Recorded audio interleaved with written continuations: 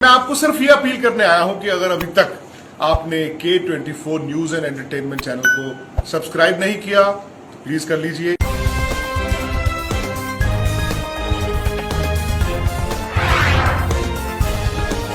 हम लोगों ने कहा है कि हम कोई चीज हम जांच करवा रहे हैं, एफएसएल के लिए बुला रहे हैं। अगर उनके पास सत्यता है, कोई बात है, तो भाई वो भाग रहे हैं ना, उनको हम ढूंढ रहे हैं। आपको पता है वो कहाँ हैं?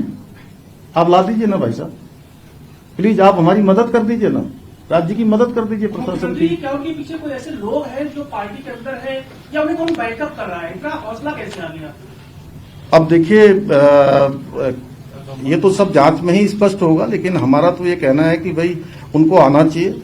उनको बिल्कुल इसके कारण से राज्य के अंदर इस प्रकार का माहौल बना है, तो उनको आकर इसका जवाब देना चाहिए, उनको बताना चाहिए कि आखिर किस आधार पर उन्होंने कहा है। और जो भी होगा, चूंकि जांच चल रही है, तो देखिए बहुत दिनों तक ये मामला, ये जो धुंध लगी है, ये धुंध छटेगी, और धुंध छटने के बाद निश्चित रूप से बादल हटेंगे, कोहरा छटेगा और सूरज निकलेगा। वो आए और वो बोलें, और उनको जवाब तो देना पड़ेगा। वो उनके घर में भी हम लोग गए हैं, पुलिस गई है, प्रशासन के लोग गए हैं, रिक्वेस्ट भी कर रहे हैं। हम लोग अनेक माध्यमों से उनसे संपर्क करने का प्रयास कर रहे हैं कि सुरेश जी आइए और बताइए भाई, कुछ आपने, इतनी बड़ी बात हो गई है, इतने लोगों के मन में शंका पैदा हो गई है, राज्य के अंदर लोग जो है अविश्वास की स्थिति से गुजर रहे हैं। आए आप, मैं तो उनसे निवेदन कर रहा हूं कि वो आए, कोई सबूत दें, और मैं बिल्कुल गारंटी के साथ कह रहा हूं कि कोई किसी में बसने वाला नहीं है। मैं सुरेश राठौर, पूर्व विधायक ज्वालापुर हरिद्वार, आज अपनी फेसबुक के माध्यम से आपसे कहना चाहता हूं कि मेरे ऊपर कुछ मिथ्या आरोप लगाए गए थे, तो मैंने उनको प्रेस के माध्यम से अपनी बात आप सब तक पहुंचाने का काम किया। मैं दुखी मन से एकांतवास में निकल गया अपनी पत्नी रविंद्र कौर को बताकर कि मैं 5-7 दिन के अंदर लौटूंगा। मेरा मन बहुत दुखी था, और दुखी मन से मैं शीघ्र आपके बीच में आ रहा हूं।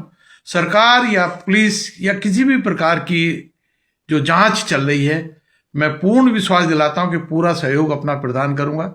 मैं जो भी हो तथ्य वो सब सामने रख दूंगा।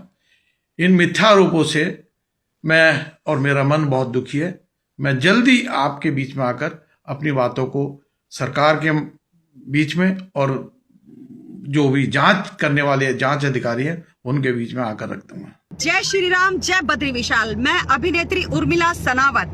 आज मैं दिल्ली से उत्तराखंड की तरफ आ रही हूँ। जो मेरे हिंदू रक्षक हैं, जो मैंने हमेशा बोला है कि हमेशा मेरे कवच के रूप में मेरे साथ खड़े हैं, हिंदू रक्षक दर्शन भारती जी और जूनियर दर्शन भारती जी, जो हमेशा मेरे कवच की तरह मेरे साथ खड़े रहे हैं। और आज उन्होंने मुझे भरोसा दिलाया है, मुझे कमिटमेंट किया है कि तुम्हारी पूरी सुरक्षा की जिम्मेदारी हमारी है। उत्तराखंड में अगर तुम्हें कुछ भी होता है, शासन प्रशासन तुम्हारा कुछ भी अगर नुकसान करती है, तो उसकी पूर्ण जिम्मेदारी हिंदू संगठन की होगी, और खाली दर्शन भारती जी नहीं। और मुझे पता है कि मैं इस समय उत्तराखंड की जनता के दिलों में वास कर रही हूँ, तो मैं आ रही हूँ एक SIT जांच के लिए।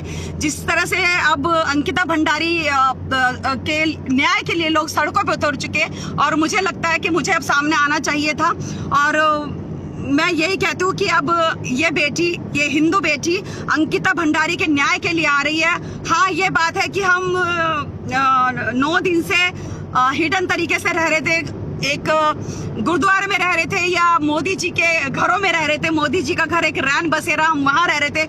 लेकिन वो कहते हैं ना कि दुर्गा जी को भी महिषासुर का नाश करने के लिए, उसका वध करने के लिए गर्भजून में रहना पड़ा, या पांडवों को भी अज्ञातवास में रहना पड़ा। तो इसीलिए अब हमारे अपने अज्ञातवास से निकल रहे हैं, और 9 दिन के बाद हम बाहर आ रहे हैं, और उत्तराखंड की धरती पर, देवों की धरती पर। और हमें खुद महसूस होता है कि मैं नहीं आ रही, स्वयं अंकिता भंडारी आ रही है। जय श्री राम, जय केदारनाथ, जय बद्री विशाल। केदार की जय, बद्री विशाल, जय बद्री विशाल। मैं आपको सिर्फ ये अपील करने आया हूं कि अगर अभी तक आपने K24 news and entertainment channel को सब्सक्राइब नहीं किया तो प्लीज कर लीजिए।